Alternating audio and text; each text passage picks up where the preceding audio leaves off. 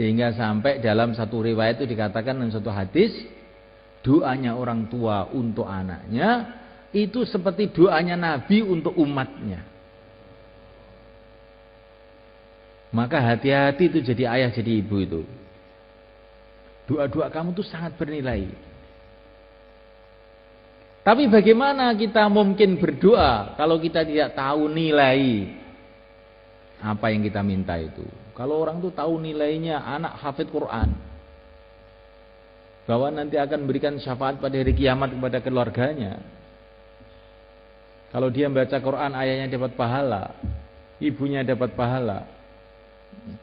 Sampai diceritakan para ulama itu ada orang tuh banyak dosanya, mati, disiksa di kuburnya. Anaknya waktu itu masih kecil, anaknya agak besar, terus pergi ke masjid, mulai belajar Bismillahirrahmanirrahim. Langsung Allah mengatakan kepada malaikat yang bagian nyiksa di kubur itu, hentikan. Anaknya di dunia membaca kalamku, kok ayahnya di kubur disiksa? Tidak. Jangan disiksa lagi. Maka semulaikan Allah SWT, kalau kita tahu nilainya anak belajar agama, anak jadi orang yang soleh, ini betul-betul tahu, pasti kita ini akan merengek-rengek doa kepada Allah. Dan itu anak itu kalau soleh semulaikan, biasanya akan menurunkan keturunan orang yang soleh, terus berantai-rantai sampai kiamat. Kalau tidak keturunannya ya ilmunya akan berantai-rantai, bersambung-sambung, manfaatnya sampai kiamat dan kita dapat pahalanya terus. Maka anak soleh itu penting mulaikan.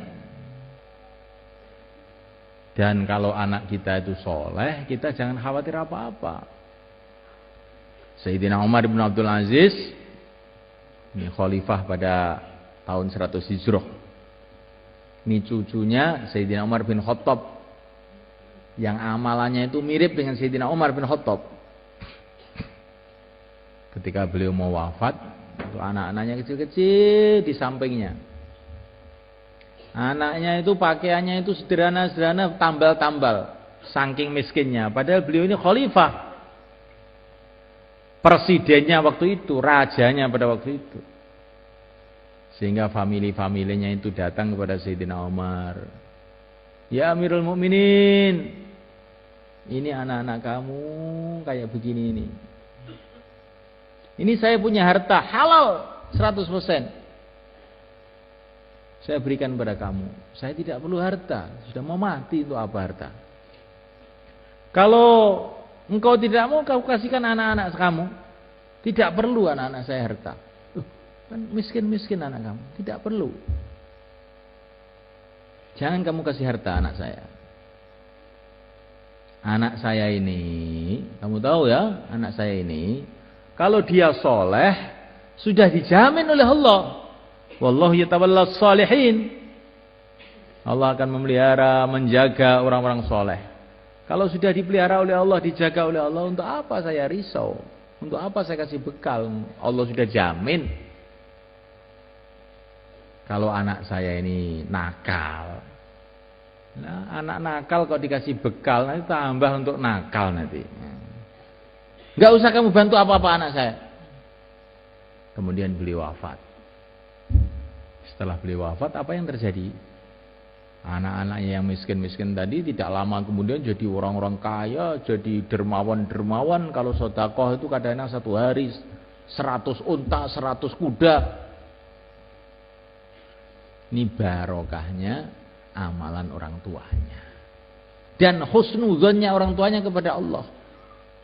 Jadi wali murid itu jangan berpikir nanti kalau anak saya itu untuk agama, nanti terus bagaimana makannya, minumnya. Loh, itu pikirannya tidak benar.